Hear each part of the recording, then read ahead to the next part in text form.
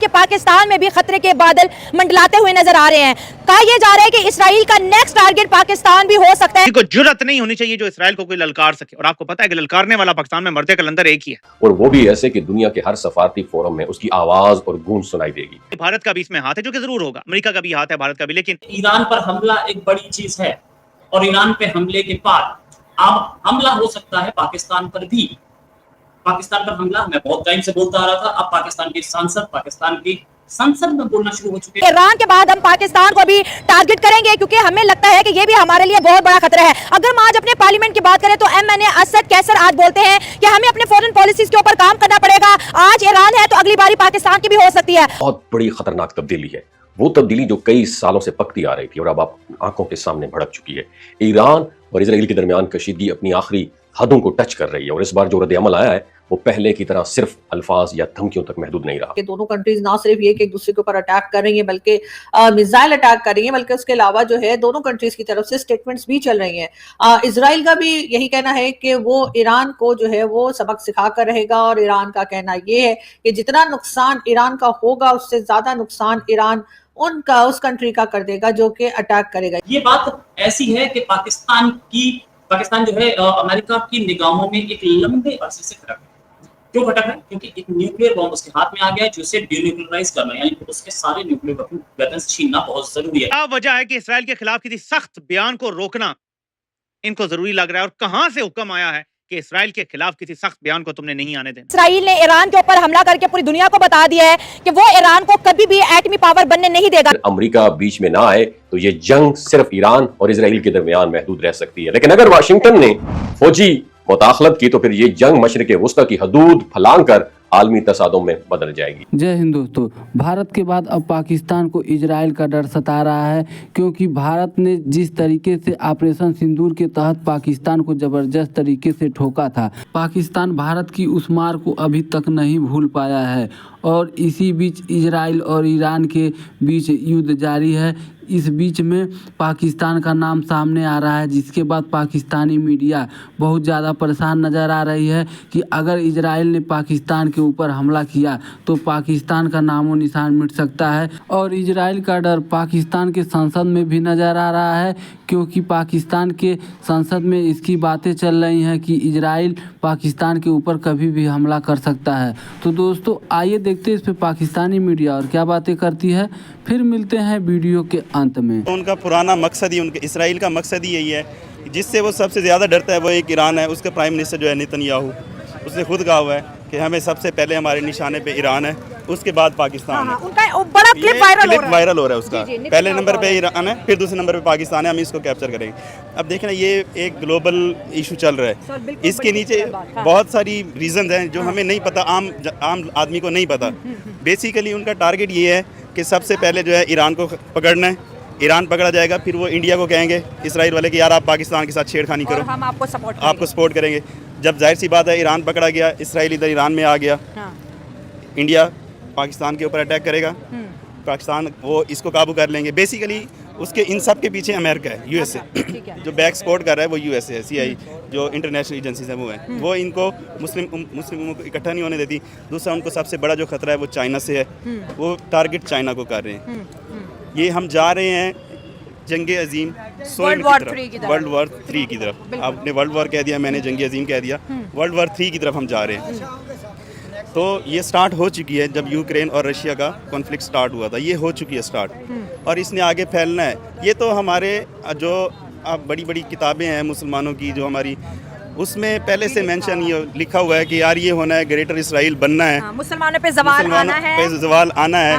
ये डॉक्टर इसरार साहब ने आज से तकरीबन कोई 30-40 साल 45 साल पहले ये चीज़ें बता दी थी कि यार ये ऐसे होना है। और सबसे ज़्यादा जो जुर्रत का मुजाहरा कर रहा है वो ईरान कर रहा है। ठीक है सर, हमारे पास ईरान के, हमें तो उसको सलूट पेश करना चाहिए कि यार जो अभी हो सकता है वो एटमी ताकत हो, मगर वो दुनिया के सामने नहीं है कि वो एटमी ताकत है, मगर उसने एटमी यही तो थ्रेट है कि ईरान, एक पाकिस्तान, फिर एक ईरान आ जाएगा। अब देखें ना, उसने अपनी जुर्रत बहादुरी का मुजाहरा किया। देखिए चोर जो होते हैं, जो जासूस होते हैं, 2 नंबर बात, वो हर हर जमात में शामिल होता है, चाहे वो मुस्लिम हो, जो भी हो, CI हो, जो भी, उसके अंदर भी शामिल हो गए एजेंट वगैरह।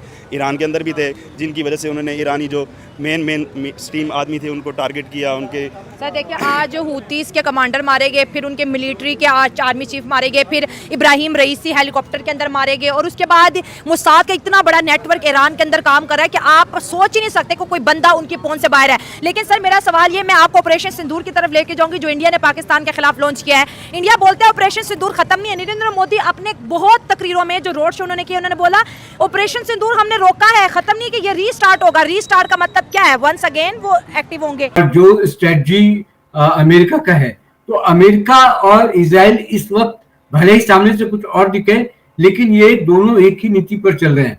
और वो सबसे बड़ा जो एक थ्रेट है, वो थ्रेट है न्यूक्लियर बम का, या न्यूक्लियर पावर से अगर आप अपने आप को सुसज्जित कर लेते हैं, यानी कि अपने आप को पूरा कर लेते हैं, तो वो खतरा सिर्फ एक कंट्री के लिए नहीं है, अपने पड़ोसी कंट्री के लिए नहीं है, बल्कि पूरी दुनिया के लिए है। अमेरिका इस बात को जानता है, इसीलिए क्योंकि ईरान एक बड़ा देश है, पावरफुल कंट्री है, और मिडिल ईस्ट में उसका एक वर्चस्व भी है। और आप देख सकते हैं कि जो भौगोलिक वहां का ढांचा भी है, जहां से आप इजराइल और ईरान की दूरी भी देखेंगे तो 2000 से 2500 के बीच के लगभग फासले हैं, क्योंकि वहां से युद्ध लड़ा जा रहा है। और जो कुछ भी इजराइल कर रहा है वो अमेरिका के मर्जी के बगैर नहीं कर रहा है, और अमेरिका ने सब कुछ प्लान किया हुआ है पहले से, उस प्लान को ये इम्प्लीमेंट कर रहा है इजराइल। पाकिस्तान की तरफ से जो हमारे डिफेंस मिनिस्टर हैं ख्वाजा आसिफ साहब, उनका कहना ये है कि जी पाकिस्तान हर तरह से जो है ईरान का साथ देगा, हम ईरान के साथ खड़े हैं, और ईरान की हर तरह की मदद जो ईरान को चाहिए होगी वो पाकिस्तान देगा। क्या ख्वाजा आसिफ साहब आप यहाँ से कोई तरह की मिलिट्री के हवाले से कोई मदद करने की बात कर रहे हैं, कोई पैसा देने की बात कर रहे हैं, कोई एड भेजने की बात कर रहे हैं, किस तरह की मदद की बात कर रहे हैं? बहरहाल ख्वाजा आसिफ साहब के इस स्टेटमेंट को ईरान ने तो ज्यादा जवाब नहीं दिया, लेकिन यकीनन बाकी कंट्रीज में डेफिनेटली देखा जा रहा है और बहुत गौर से देखा जा रहा है।